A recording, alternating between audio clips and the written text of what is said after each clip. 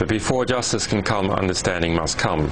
And that means people should not just be going from what their initial biases and presumptions are about the war in Afghanistan, either on the left or the right. Rather, they should be looking at this material and understanding what is actually happening on the ground. How is this war going on? How is it harmful? And what are the good aspects? Although it's hard to actually see many.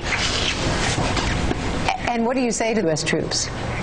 Yeah, well, you can't have it both ways. The information is either relevant or it is not relevant.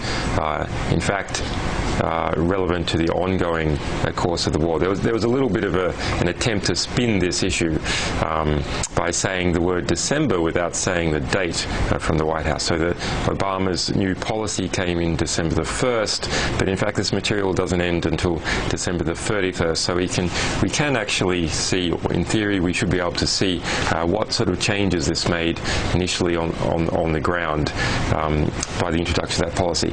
That said, I do not expect to see really much difference, even if we had this past 7 months of data as a result of the new policy's introductions. For example, the policy introductions that accompanied the command of General McChrystal, we don't see a significant shift in the day-to-day behavior of American forces or the day-to-day behavior of the rebels in Afghanistan.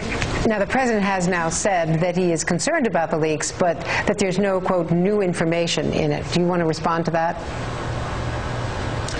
Well, this is like, we all know that government is frequently corrupt, but it isn't.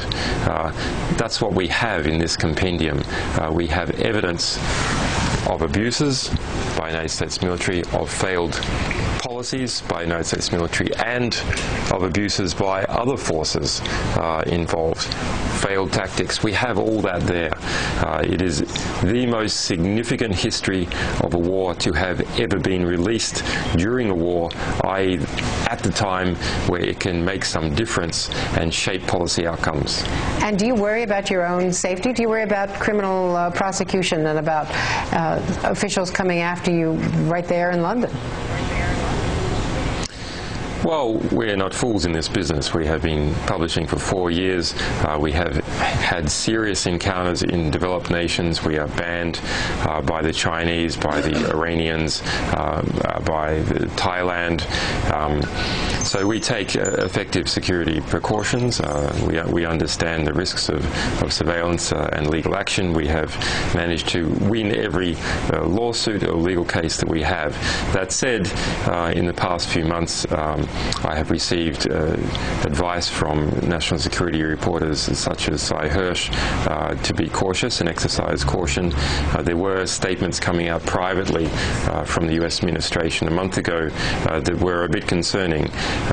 However, it seems that the wiser heads within the United States have prevailed, and they understand that this is a press matter and that it would be politically foolish and indeed wrong to the treasured values of the United States to go after this this organization in a way that did not obey the rule of law.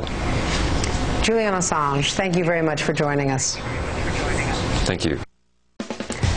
And coming here next, Congresswoman Jane Harman on the war, the documents, the leaks, the future of the war strategy in Afghanistan.